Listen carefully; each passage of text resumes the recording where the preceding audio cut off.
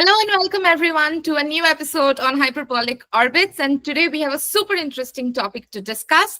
And for this topic, we have the special guest on space nutrition, Christina Valagkouti. Christina is a scientific project manager and space nutrition specialist at the German Aerospace Center, DLR. She is driven by a passion for interdisciplinary work in extreme environments, as well as exploring our beautiful planet. Her early efforts in space nutrition gained recognition through an ESA internship, a NASA SCAN scholarship, and being named a European space leader by Space Generation Advisory Council, SGSC. This led to her appearances on national TV and radio back home in Greece and TED Talks too. She shares insights on nutrition for extreme conditions via her blog called Zero G Nutrition. Christina also supports analog astronaut training at Interstellar Performance Labs. Her aim is to continue exploring the connection between nutrition, space exploration, and its potential to benefit life on Earth. Christina, it's such a pleasure to have you with us today. Thank you for joining us. Thank you for the invitation. I'm very happy to be here. Thank you. Let's start with your education. We'd love to hear how you reached this place, a very interesting field. So could you tell us a little bit about your background? Yeah, so I was never a space nerd. I was always like a biology, chemistry nerd. This was my orientation, and I knew I wanted to do something with medicine or that has to do with the human body in general. So in Greece, there is a system where you have some say in which university you go to, but also the university chooses you in a way. It depends on your grades largely, and I remember I did my best, and it was not good enough for medicine school, so I ended up at dietitian school. It was not a very welcome thing for me back then, because as an outsider, I was only picturing very flatly the profession of the dietitian and what you can do with it. It seemed like a very, very narrow prospect to have. However, when I decided to give it a try and see how it goes, the first day, the dean of the university really presented to us all the possibilities we could have in research, all the opportunities, all the things that can be done. And I knew that I had a very wrong impression of what this degree can help you do in life. So I decided to stay, and I didn't regret it. It was great. I got a degree in nutrition and dietetics science in Greece from Harokopio University. And then I remember I didn't know what I wanted, but I knew what I did not want. And I was kind of orientating away from the things that I knew would bother me or would not let me explore my full potential. And I thought that my full potential was in the lab. So I went to the Netherlands, to Wageningen University, to study there molecular nutrition and toxicology, to do a master's. I got my wish granted. I was in a lab. It was a really good quality lab. But again, it was not what I was looking for, because I was very lonely in the lab. The lab, it felt like far from the applications of my science. It was, of course, at the cutting edge of research, like I was expected, but I had not taken into account that I would also want to see it applied so intensively. And the other thing I wanted was to be in touch with other professions. I wanted to learn from other people. I did not want to be in a room that was full of people that had studied the same thing as me. So a little bit toying around with this idea and, what can be done, and how can I combine all of these things? That was in the middle of a really bad, really weird summer in Greece, where there were a lot of wildfires, as there are every year. I was in the Netherlands, and I was completely helpless, and not helpless. I could not help. I could not offer any help. I was just watching, and yeah, this feeling was getting to me. So at some point I saw an ad online that was saying, oh, please bring food for the people who have lost their houses. Please bring rice and beans and food that can last for a long time. And that's when I got a little bit like, okay, like, is this the best we have for those people? Like, is this really okay? How long can you go on rice and beans? They are good, but yeah, how long can you go on that? And I went through this rabbit hole of emergency food and food that does not require a lot of preparing and can be taken wherever and be prepared wherever. And yeah, that's when I actually found that there's also space food, and these people also have those special requirements. And immediately I knew, I was like, okay, this is where we're going. You know, if it's good enough for space, it's good enough for any weird emergency we have here.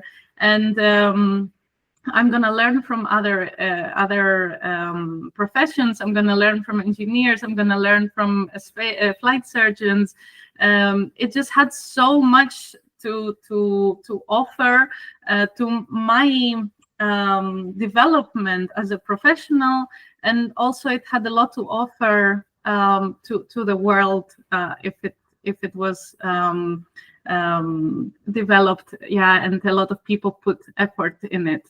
So I was like, great, this is where we're going, this is what I want to do. And I went to my study advisor, I remember, and she literally told me, I have never heard of that before, but good luck. So I reached out to some organizations. Back then, I didn't even know that the European Space Agency actually existed. I only had heard of NASA. And then I was like, okay, I can't work at NASA because I don't have an American passport. What do? We must have a European one. So I found out about the existence of ESA. I immediately started asking the HR and whoever I could find that works there if there would be opportunities for internships and stuff. And ESA does open some internships every year around November. I think they close in December. So I was really closely monitoring that. And finally in 2020, there were some remote opportunities available. And they were actually a good fit for my background. I don't know if ESA knew this at the moment, but I did write a motivational letter where I was really connecting all the things that I had studied with all the activities I knew the medical team was doing. And it worked out, even though I was not a medical student, it worked out. There were tasks for me to do, and there were things that I could help them with. So that's how it started. And then when my contract ended, I really wanted to stay, but internships are for a specific amount of time. I was not afraid to do other jobs. Again, I had really as a drive to learn from other professions. So I got involved with quality assurance in supermarkets and warehouses. I learned a lot about quality assurance, facility management. Then I was briefly in Brussels. I was involved with some regulations for European food of high value, like extra virgin olive oil, for example. Again, learning a lot. But of course, I wanted to return to the space sector. I was not hiding this from any employer. They all knew that my passion was lying there. And what helped me was volunteering, especially the Space Generation Advisory Council gave me so many opportunities to get involved on a volunteer basis, but it was still satisfying. And after a while, I drew DLR's attention, and there were some negotiations. they were able to make an offer when the time was right, and there was a study that I could really support, and they needed people. Yes, and that's where we are now, and let's see what comes later. That's so inspiring, Christina. Thank you for sharing this. It's a lovely story, I mean, talk about when the people say that, the people who work in space are thinking only about going to Mars. They don't think about what to do on Earth. But hearing your entire story, there is, I think, at least majority of the people would understand now that people who work in space or are remotely interested in space care about people on Earth too. Thank you. This is very inspiring, Christina. Thank you. And it all stems from here. It all stems from Earth. Yeah. Yes. And now that you are in DLR, so DLR has this very interesting isolation study. And you are interested in long-term spaceflight nutrition. It's a niche in itself, and you're one of those people who are going to be the pioneers in this field, will be remembered like that. So could you tell us a little bit about this entire study that DLR is doing and how it is impacting your research or in general the progress of long-term spaceflight? Okay, so DLR is experimenting with new types of studies, let's say. So this isolation study is, again, like super, super new. And basically, the most of our experience is with the bed rest studies. So these are like pretty well shaped in DLR, and they are mostly there to study countermeasures in terms of exercise. So not so much nutrition. So exercise is super important when it comes to spaceflight because yes, the muscles are deteriorating because the astronauts do not use them against gravity. And the longer they stay, the worse this condition gets. So we need to find ways to counter this this effect. And yes, basically this is what the bed rest studies are focused at. So in DLR, there is the 6-degree head down tilt. So your head is lower than the rest of your body. And there basically we can observe both the deterioration of the muscles, but also the fluid shift that happens when your blood and the rest of the body fluids go to the head, like it happens in the absence of gravity. And there, like I said before, it's primarily focused on finding ways to make it better for the participants and for the astronauts by extension through exercise countermeasures. So nutrition there has more of a supportive role so far. And what we're doing is basically we're trying to keep the data clean so that we are sure that any change we see is definitely because of the exercise regime that we have imposed on the participants and not because of any differences in their nutrition regime. So we have really a well-trained team of student assistants that help us with really counting and measuring the food very precisely, and then we offer this to the participants, and with their collaboration, because of course they have to comply, they have to eat everything we give them, we are keeping the data clean. Of course, yes, maybe later we also focus on using nutrition as a countermeasure itself, but for now it's not done. For now, we're focusing on exercise mostly. The same is with isolation, but like I said, it just started now. So I think the first priority would be mostly psychological experiments and observations, basically, and perhaps maybe later we do more things with nutrition, but now it's too early to say. But that sounds very interesting. I have read in the news, as well as I've heard from other people about these bed rest studies. Although it sounds like, yes, space people are asking you to come and take rest on a bed, but the amount of impact it has on scientific research and astronaut health, it's remarkable that you're doing this. So you are interested in working in labs, and that involves working with some very challenging data sets in space. Do you have any recollection of working with a particular type of set where you may have faced some sort of new kind of insight that has later gone into you thinking that, okay, this might help astronauts' dietary needs in space? Yes, I actually have something in mind that I can share, and it comes from my analog study. So I also went on an isolation mission. It was in Spain, in Santander.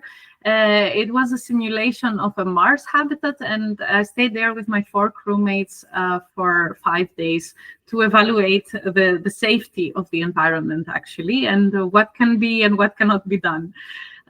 So I didn't miss the opportunity. I was like, oh my God, I have to take my own research as well. And of course, I wanted something super easy to do. I did not want to have like blood samples or anything like this. So it was a very simple questionnaire that would track our appetite, because appetite loss is a very big problem when it comes to spaceflight, when it comes to confined environments.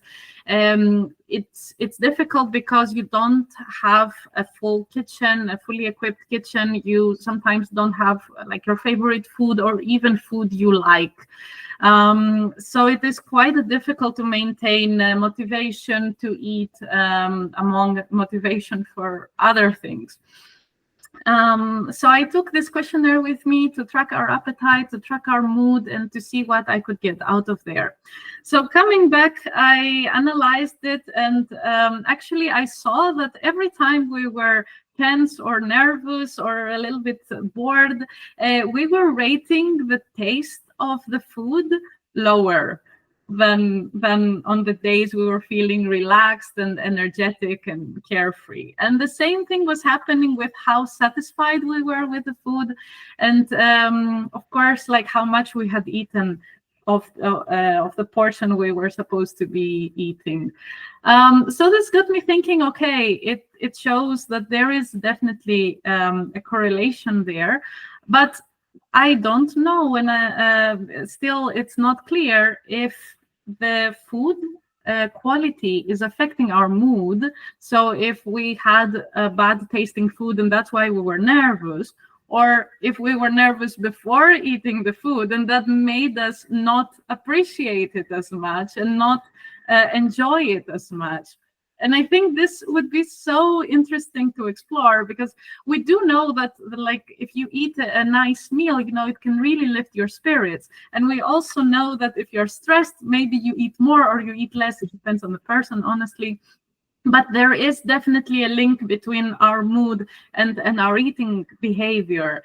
And that would be so interesting. It would be incorporated in nutritional strategies in order to help astronauts keep their motivation to eat voluntarily food, because that's what keeps them going. Like the voluntary consumption of food is ultimately what can make or break a mission, because it will keep them healthy and it will keep them motivated, it will keep the morale high, and the mission will keep going.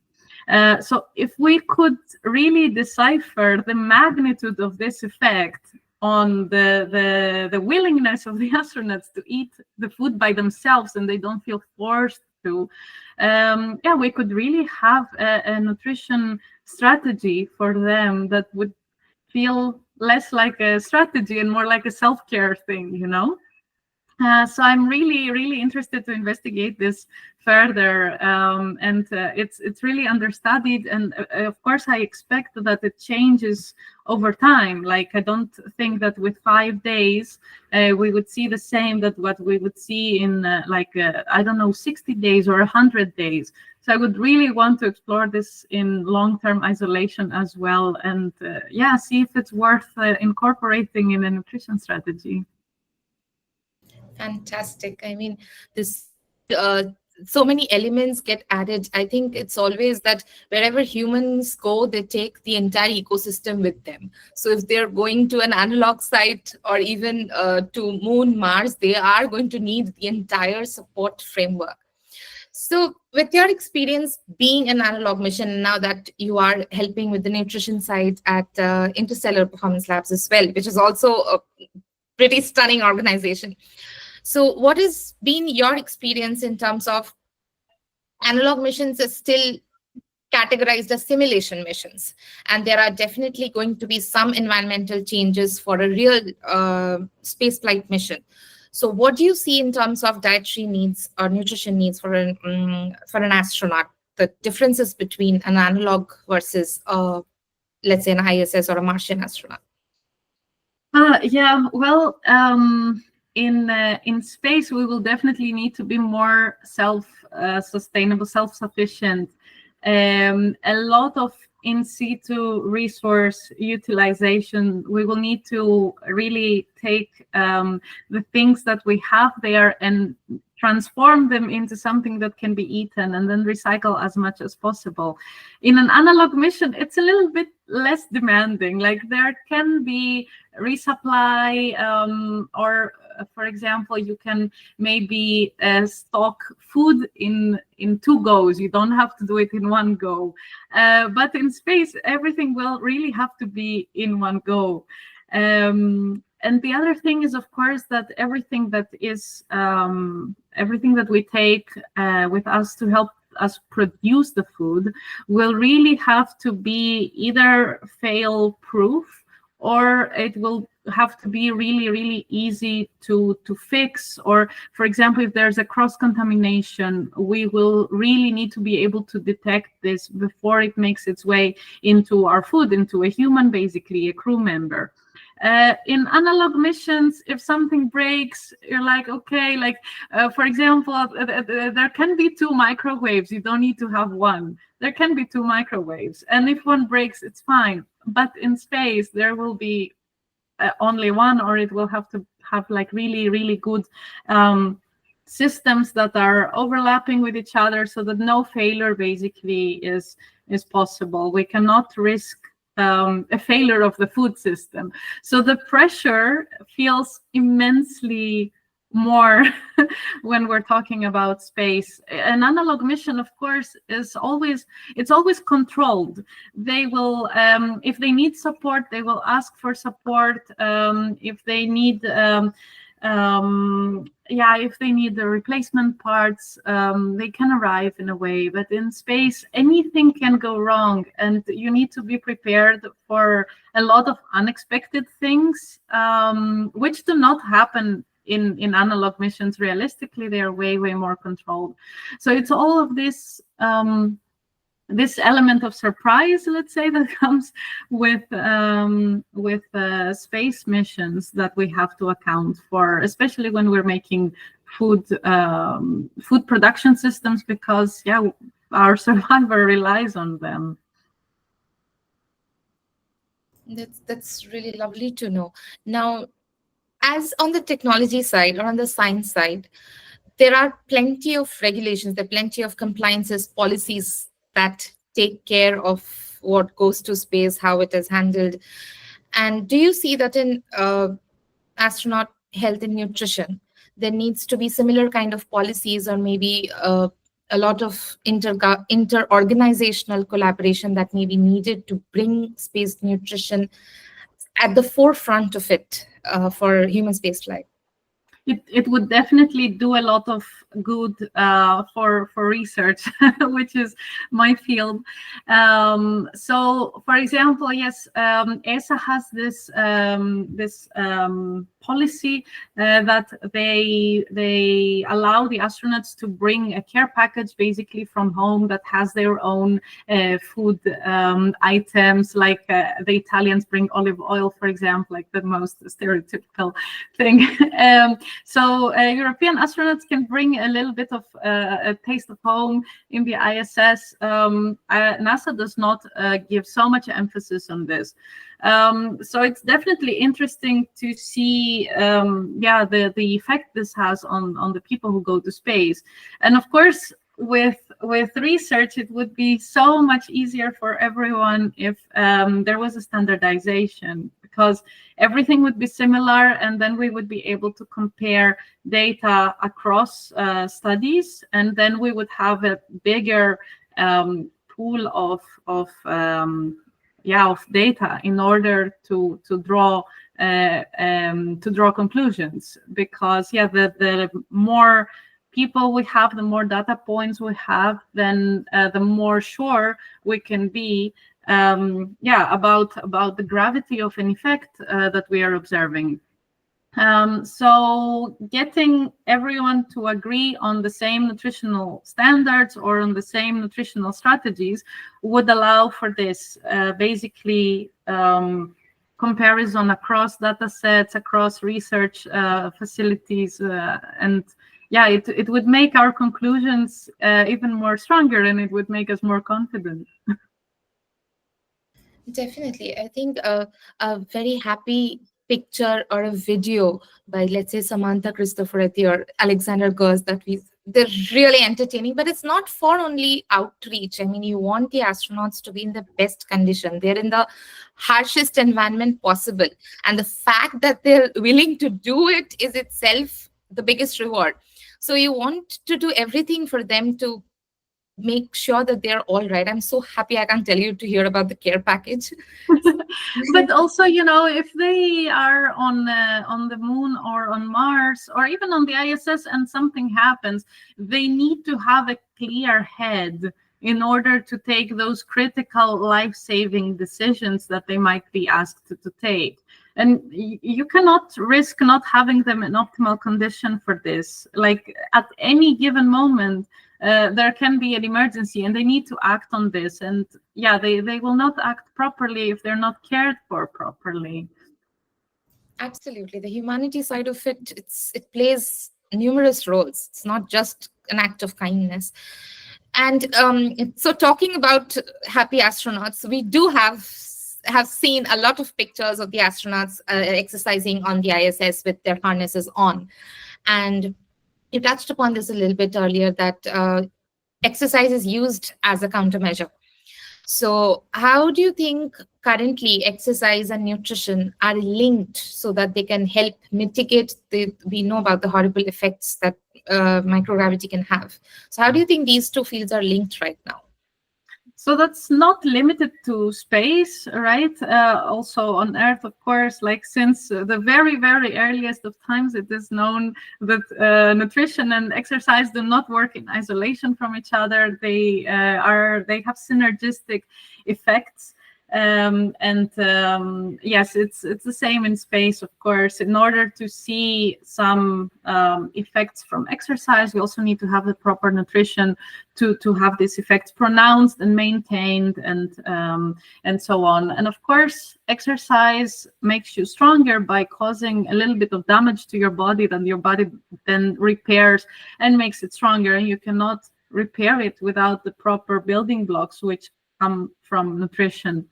However, there is a focus on exercise right now because its effects are more pronounced, and also there is more, in a way, it's easier to apply because it's easier to have a different exercise regime. It's easier to have some people, some very bright engineers come up with a way to jump in space. It can be done horizontal jumping. It's a thing. They have like they have figured out the belt that keeps you on the treadmill as you run. They have figured out a way to lift weights in space. So they have these tools, and these tools, they work, you know, and they can be modified, and there can be a lot of experimentation with them. With food, it's a different story because it's very, very easy for things when it comes to food to go wrong. So food is not very stable, like it can deteriorate, and we need a lot more experiments to see how it deteriorates in space. How does it go bad? How fast is it? Faster? What if it goes really bad? There is no fridge. There are very specific ways that you can pack it. So the requirements are so strict, and it's also so important that they are fulfilled, that it's a little bit more tricky to experiment with food. Also, you would need a producer to produce the food and then pack it, and then it is a whole supply chain process. that makes it a little bit harder to work with food and to change things. So when we find something that works, we really hold on to that, and we try to modify the other things that are easier to modify. And exercise is one of them, and this is why it's getting so much attention at the moment. I mean, we all want to see like personalized nutrition regimes in the future, and like really tailored to each astronaut, and really like with taking into account their own personal preferences. Yeah, it's something for the future. We need to iron out first, let's say, the other things that are kind of there is more room basically to play around with these other things. Yes. There are a lot of questions that I get from people who are trying to understand what the space sector is, why space is so strict, like you said, in terms of requirements, be it anything. I mean, from a little nut and bolt to the software to everything. And this is the reason, right? If something is working, let it work. Because otherwise, I mean, there's a safety issue. Yeah, there is very, very little room for error. So yeah. Yeah, and understandably so. But Christina, you mentioned something in the beginning about going to medical school and that university chooses you. We have a very similar system in India, that the entrance examinations for going to college are extremely competitive. And sometimes it's a big battle that parents and teachers and the students themselves have to fight, that, okay, if you don't make it to the top schools, top medical engineering programs, then, oh my God, what are you going to do with your life? And yes. And I just want to take this opportunity to say to everyone listening that, well, look what happens. Somebody is taking space nutrition to a place where you realize that this is not an ornamentation in terms of space research. This is a very integral part of scientific research when you talk about extreme environments, be it on Earth and space. So I'm very tempted to ask you this, that what would you say to young students or professionals who are thinking about exploring various kinds of domains in space? And a lot of them don't have a background. Many countries still don't have a space education framework established. So you would be the perfect person to answer this question. Yeah, my country also does some things with space, but nothing with humans in space, which is, of course, I cannot deal with satellites with my background. And the other thing that I had as an obstacle was that, of course, there is also no space nutrition program that I could follow. I basically had to take the general nutrition knowledge and start learning about space, and then seeing, does this fit? How would this be turned around so that it does fit?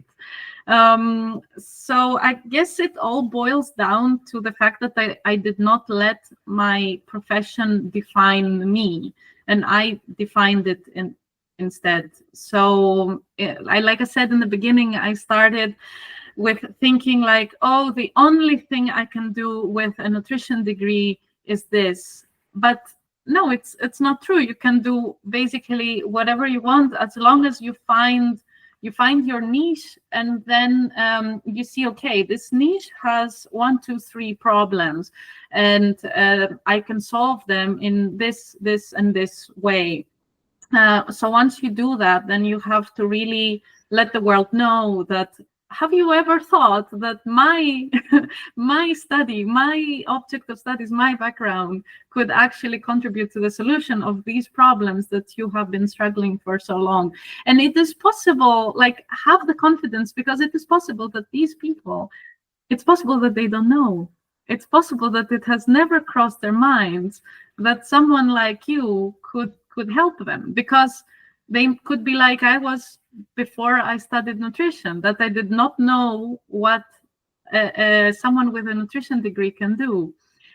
So people who are outside of your profession, they always have a very limited, very basic perception of what you can do with your degree and what it's very specific, like, oh, this person does this person can do that. But the truth is that only you, because you have studied it and you know its applications, only you with your creativity can come up with ways to solve problems that nobody thought you would be able to solve. So yeah, that would be my advice. Don't let it define you. And think outside of the box. Find the problems that you can solve, and then tell everyone that you can actually solve them. And be confident, because they might not know, and you know better. You are the one who studied this. That's all. That's a wonderful advice, Christina. I mean, you are passionate about this. I think there's no doubt about it. And you communicate so well. Your blog, your talks, it's the passion comes through, but it's also the kind of human being you are. You're extremely kind and you're a nice person, basically. And that does play a role. Your personality does shine through your work. So thank you so much. I can't thank you enough for being here with us today and for sharing so much with us. I'm really grateful to you. Thank you. Thank you so much for all your kind words, for the invitation, for this chance to share this with people. I wish someone had told me 5-6 years ago. So it's a good opportunity now to tell everyone else. So thank you so much. No, thanks a lot to you. I'm going to put the links to your blog, very interesting blog, in the description for this video. I encourage everyone to check out Christina's work. I also encourage everyone to check out, there's a lot happening in human spaceflight. A lot of new domains are coming up. So these can be those, it's not just about exploring everything outside Earth. It's also exploring various things that goes on here. And maybe something you discovered today in space will be every day. There are plenty of experiences. We discovered taking selfie in space, and suddenly everyone has a camera on their phone. So this is one of their fields. It has been a lovely episode, Christina, and thanks to everyone watching. This is the reason I started this podcast. It was not going to be just about building satellites and rockets. There are so many different professions, and you have been one of the finest guests. I have to say this. Thank you. Thank you so much.